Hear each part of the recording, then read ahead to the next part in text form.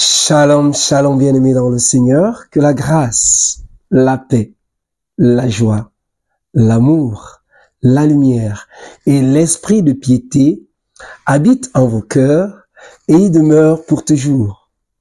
Rendons grâce au Seigneur, qui renouvelle en chacun d'entre nous son souffle de vie. Bénissons-le en ce 17e dimanche du temps ordinaire de l'année liturgique C. Disons-lui notre action de grâce, parce qu'il nous permet de vivre notre méditation dominicale qui porte le titre de « Apprends à prier ». C'est bien d'apprendre à prier, mais qu'est-ce que la prière? La prière, chers frères et sœurs, c'est dire et redire sa foi. C'est insister au point de fondre ta propre volonté dans la volonté de Dieu. Oui, on peut alors comprendre qu'il est important que pour que ma volonté entre dans la volonté de Dieu, pour que ma foi soit proclamée, que je m'adresse à celui qui est capable de m'aider à entrer dans ça.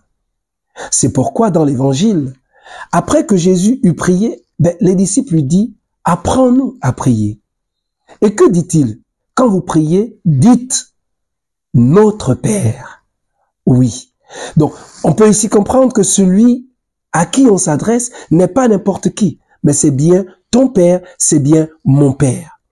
Et dans la prière de notre Père, chers frères et sœurs, ce dimanche, nous sommes invités à redécouvrir la richesse de la prière de notre Père.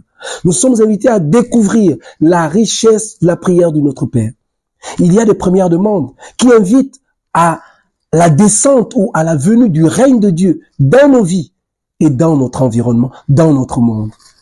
Combien de chrétiens, chaque jour, invitent le monde ou invitent le règne de Dieu dans leur propre vie et dans leur environnement? Combien parmi nous arrivons-nous encore à inviter le règne de Dieu dans notre vie au quotidien, dans nos groupes, mouvements, associations, dans nos communautés, dans nos paroisses? Oui, il est important que le règne de Dieu se manifeste pour éradiquer le mal. Les autres demandes, c'est le pain.